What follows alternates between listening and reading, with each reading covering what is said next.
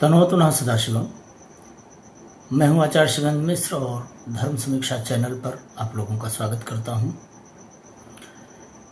आज थोड़ी सी चर्चा करेंगे दीपावली के बारे में, जो एक कन्फ्यूजन जैसी परिस्थिति है, भ्रम जैसी अवस्था है कि भाई वो 31 को मनाई जाए कि 1 को मनाई जाए। कुछ विद्वान 31 अक्टूबर की अनुशंसा कर रहे हैं तो कुछ विद्वान 1 नवंबर की अनुशंसा कर रहे हैं। अच्छा, दोनों के अपने अपने तर्क हैं और वाजिब तर्क हैं। या तो उन्होंने पंचांग को आधार बनाया है या उन्होंने निबंध ग्रंथों को आधार बनाया है, जिसमें निर्णय सिंधु और धर्म सिंधु जैसे ग्रंथ आते हैं। लेकिन कठिनाई ये है कि जो आम आदमी है, आम व्यक्ति है, आम हिंदू है, वो ज्योतिष की तकनीकी बातों को नहीं जानता, धर्मशास्त्र के तकनीकी पक्षों को नहीं जानता। उसे नहीं पता है कि किस ग्रंथ का कथन मान्य होना चाहिए, किस ग्रंथ का कथन मान्य नहीं होना चाहिए। ग्रंथों की कितनी कोटियां हैं भाई, कुछ निबंध ग्रंथ हैं, कुछ सिद्धांत ग्रंथ हैं, तो कुछ संग्रह ग्रंथ हैं। अब आम व्यक्ति तो इन बातों को नहीं जानता, तो वो अव्यवस्थित हो जाता है कि भाई उसे क्या करना चाहिए। इस संदर्भ में जबकि परिस्थिति काफ़ी ऊहापोह वाली है, हम इसे माने कि उसे माने, तो पहली बात तो एक ये मान लीजिए कि पर्व का मतलब क्या है और त्यौहार का मतलब क्या है। यदि इन बातों को गंभीरता से समझ लिया जाए तो फिर 90% समस्या तो हल हो ही जाएगी। अब 10% में आपका अपना विवेक। तो पर्व किसे कहते हैं? पर्व शब्द का अर्थ होता है संधि स्थान।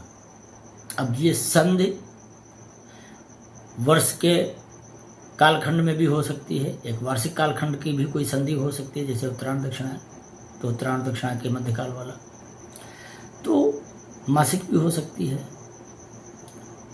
तो ये अहोरात्रकालीन भी संधि हो सकती है। जैसे सूर्योदय रात्रि और दिन का संधिकाल है, तो सूर्यास्त दिन और रात्रि का संधिकाल है। तो इस तरह से जो फिर इनमें प्रहार बटते हैं वो भी संधिकाल हैं। तो पर्व का मतलब है संधिकाल, और संधिकाल को आधार बनाकर जो धार्मिक कृत्य, सामाजिक कृत्य और सांस्कृतिक कृत्य हैं उनको पर्व कहा जाता है। त्योहार शब्द तिथिवार का अपभ्रंश है अथवा ग्रामीणीकरण है, सामान्यीकरण है। तो त्योहार का मतलब होता है तिथिवार।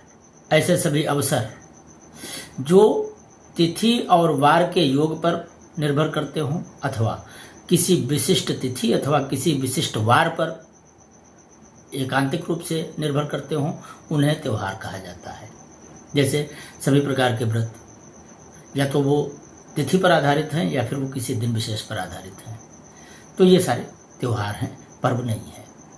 लेकिन जैसे नवरात्रि है, दीपावली है, इस तरह के जो विशेष समय हैं और इनमें जो कृत्य होते हैं, होली है, दीपावली है, नवरात्रि है, इस तरह के जो पर्व हैं इन्हें पर्व कहते हैं, क्योंकि इनका जो आधार है वो संधिकाल है। फिर वो चाहे उत्तरायण और दक्षिणा के मध्य का विषय हो, फिर वो चाहे मासिक व्यवस्था के अंतर्गत आता हो, जैसे अमावस्या है, पूर्णिमा है, ये सारे पर्व काल हैं। सूर्य का किसी दूसरी राशि में प्रवेश, जो संक्रांति है, वो भी पर्व काल है। तो चंद्रमा जब किसी राशि में प्रवेश करता है वो भी पर्व काल है। 2 राशियों के बीच चंद्रमा जब संक्रमण करता है तो वो भी संक्रांति ही है। अब वो चंद्र संक्रांति है, वो सूर्य संक्रांति है, ये सारे पर्व काल हैं। तो जो दीपावली से संबंधित विषय है, पहली बात तो दीपावली पर्व काल है, ये त्योहार नहीं है। और दीपावली के संबंध में जितनी भी शास्त्रीय चर्चाएं हो सकती हैं वो तो आप सुन रहे होंगे। पिछले कई दिनों से ये सब विषय चल रहा है। हालांकि इस विषय पर आज इतना विमर्श करने की आवश्यकता क्या है, जबकि पंचांग तो 10 महीने पहले बन गए थे। तो जिसमें पंचांगों ने वो लिखा था, उसी समय इस पर विषय पर चिंतन क्यों नहीं हो गया था? हो जाना चाहिए था, पर चलो नहीं हुआ। ये भारत है, सबको अपने अपने तरीके से ढोल पीटने की आज़ादी है और जिसे रोका भी नहीं जा सकता। तो जिन लोगों का तर्क है कि भाई 31 को मनाया जाए, वो भी कोई न कोई सिद्धांत, कोई न कोई ग्रंथ वाक्य दे रहे हैं, कोई न कोई प्रामाणिक बात कह रहे हैं, कोई किसी तरह का प्रमाण पर उपस्थित है। प्रश्न ये खड़ा होता है कि ना तो इन्हें गलत कहा जा सकता है, ना इन्हें गलत कहा जा सकता है कि क्यों दोनों लोग किसी न किसी प्रमाण के आधार पर ही अपनी बात कह रहे हैं। जितनी भी व्रत और त्यौहार की परंपराएं हैं वो सूर्य और चंद्रमा के गतियों पर ही निर्भर करती हैं। कोई भी दिन, कोई भी तिथि, कोई भी नक्षत्र, कोई पर आधारित जो त्यौहार हैं अथवा संधिकालीन जो पर्वकाल हैं, क्योंकि आधार दोनों का सूर्य और चंद्रमा की ही गति है। और देश बहुत बड़ा है, कश्मीर से लेकर कन्याकुमारी तक, पंजाब से लेकर बंगाल तक, भिन्न भिन्न स्थानों पर भिन्न भिन्न समय होता है सूर्यास्त का, चंद्रास्त का। तो स्वाभाविक सी बात है, एक जैसी अवस्था पूरे देश की हो ही नहीं सकती। इसलिए कोई एक पंचांग ही प्रमाण मान लिया जाए पूरे देश के लिए, ऐसा संभव नहीं है। ये बात इसलिए कह रहा हूँ क्योंकि बहुत उत्साही नवयुवक हैं जो कूद कर आ जाते हैं, नहीं साहब अपने हिंदू धर्म में तो बड़ी व्यवस्था है, एक आदमी कुछ कहता है, दूसरा आदमी कुछ कहता है। अरे भाई, हिंदू धर्म किसी एक किताब के सहारे नहीं चलता। हिंदू धर्म प्रकृतिनिष्ठ है, प्रकृति की पूरी प्रक्रिया का पालन करता है हिंदू धर्म। तो प्रकृति का जिस तरह जहाँ प्रसार है उसी तरह वहाँ की रीति रिवाज होंगी, वहाँ की परंपराएं होंगी, और इसलिए ये बहुआयामी संस्कृति है। इसके लिए इस तरह की बेवकूफ़ाना आर्गुमेंट जो लोग दे दिया करते हैं वो सिवाय बेवकूफ़ी के और कुछ नहीं करते। तो खैर, हमारा मतलब ये है, दीपावली पर ही अगर हम टिके रहें तो दीपावली एक पर्व है। पर्व की विशेषता क्या होती है? या तो वो किसी केंद्रीय समय पर होता है, या फिर वो कुछ कालखंड को अपने आप में समेटे हुए होता है, जिसमें जितना कालखंड आगे होगा उतना ही कालखंड पीछे होगा, और सेंटर का स्थान जो होगा वो प्रमुख होगा। जैसे दीपावली 5 दिनों का पर्व है, दीपावली एक दिन का पर्व नहीं है। धनत्रयोदशी, फिर चतुर्दशी, उसके बाद अमावस्या, उसके बाद प्रतिपदा, और उसके बाद द्वितीया। तो इन 5 दिनों का संपूर्ण मतलब जो संयोग है उसे हम एकांतिक रूप से दीपावली इसलिए कह देते हैं क्योंकि दीपावली ही इसमें केंद्र है। दीपावली से 2 दिन पहले और दीपावली से 2 दिन बाद। तो ये 5 दिनों का पर्व है।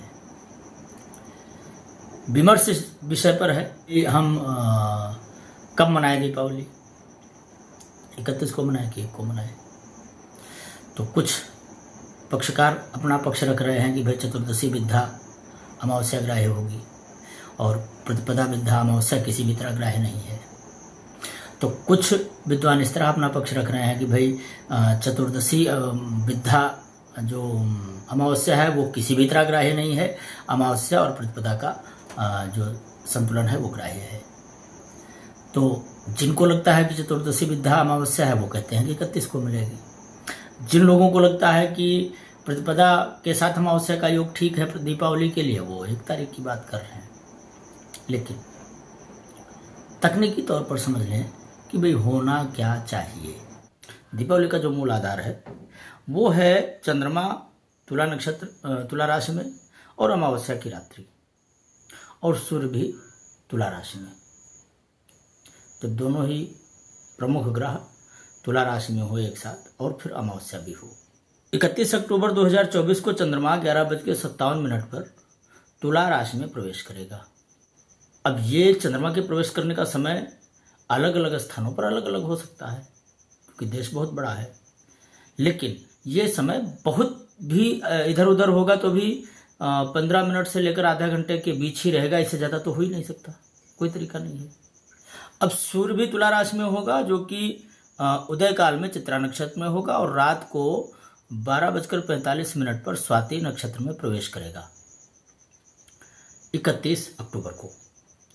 सूर्य चंद्रमा की राशि स्वाति नक्षत्र में 31 अक्टूबर 2024 को रात के 12:45 पर एक साथ होगी, लेकिन स्वाति नक्षत्र का मान 1 नवंबर 2024 को दिन को 3:31 अपराह्न तक ही रहेगा। भले ही अमावस्या का मान सायंकाल सूर्यास्त के बाद भी 1 घटी तक ही है, लेकिन 1 तारीख को कम से कम दीपावली की जो मुहूर्त जन्य शर्तें हैं वो 1 तारीख को भी मिलती ही हैं। क्योंकि दीपावली पर्व जो है, जिसके अनुसार तुला राशि का आरंभ दक्षिणायन का मध्यकाल होता है, जो शरद ऋतु का मध्यकाल है, इसलिए शरद ऋतु के मध्यकाल अथवा संध्याकाल में जब सूर्य और चंद्रमा एक ही राशि पर एक ही नक्षत्र में आते हैं तो दीपावली का पर्व मनाया जाता है। ये एक सामान्य सी बात है। जैसे हम बहुत अद्रा भद्रा और ये सब हम ज्योतिष में देखते हैं, यदि ना देखें तो जो केंद्रीय बात है वो इतनी है। चूंकि दोनों ही दिन मान है, लेकिन सूर्य और चंद्रमा का संयोग एक साथ 31 अक्टूबर को है, ये 1 नवंबर को नहीं है। चूंकि दीपावली रात्रि का पर्व है, दीपावली में लक्ष्मी पूजा ही विशेष रूप से होती है, क्योंकि हमारी पौराणिक मान्यता है कि दीपावली के दिन लक्ष्मी जी का प्राकट्य हुआ था। तो मूल बात क्या है? लक्ष्मी की पूजा। लक्ष्मी की पूजा स्थिर लग्न में करने की परंपरा है। अब स्थिर लग्न सायंकाल सूर्यास्त के तुरंत बाद दूसरी लगन वृष, ये स्थिर लग्न मिल जाती है। और उसके बाद फिर वृष के बाद सिंह। तो एक गृहस्थ व्यक्ति के लिए सायंकालीन सूर्यास्त के तुरंत बाद जो स्थिर लग्न मिलती है वृष, वही सबसे उपयुक्त है। जो रात्रिकालीन लगन है, महानिशा काल में जिसे ज़्यादातर लोग सिंह लग्न की बात करते हैं, तो वो ज़्यादातर वही पड़ती है जाकर 11 से 1 के बीच। तो सिंह लग्न में पूजन पाठ करने वाले लोग वही लोग होते हैं जो लोग विशेष रूप से उपासनाएं करते हैं, साधनाएं करते हैं, मंत्र मार्गी हैं, उपासक हैं। इस तरह के लोग वो सभी महानिशा की पूजा करते हैं। तो मेरा विचार है कि भाई दीपावली में गणेश और लक्ष्मी की जो हम स्थापना करते हैं वो हम 31 अक्टूबर को ही करें और वृष लग्न में करें। और उसके साथ अखंड दीपक रात भर जलने के लिए हम रखते ही हैं, तो हम वो अखंड दीप इतना रखें कि वो अगले रात तक के लिए भी जले, 24 घंटे के लिए जले। हम 31 अक्टूबर की शाम को भी भगवती लक्ष्मी की प्राण प्रतिष्ठा करके पूजा करें और फिर उनकी पूजा हम 1 नवंबर की शाम को भी करें, गृहस्थ जन। लेकिन जो उपासक लोग हैं वो 31 तारीख की रात में अपनी महानिशा पूजा करें। जो साधनाएं करते हैं, उपासनाएं करते हैं, ऐसे लोग वो 31 अक्टूबर की महानिशा काल में ही पूजा करें, क्योंकि फिर जो उपयुक्त समय और जो मुहूर्तिक समय है वो 1 तारीख को 12 बजे मिलता ही नहीं।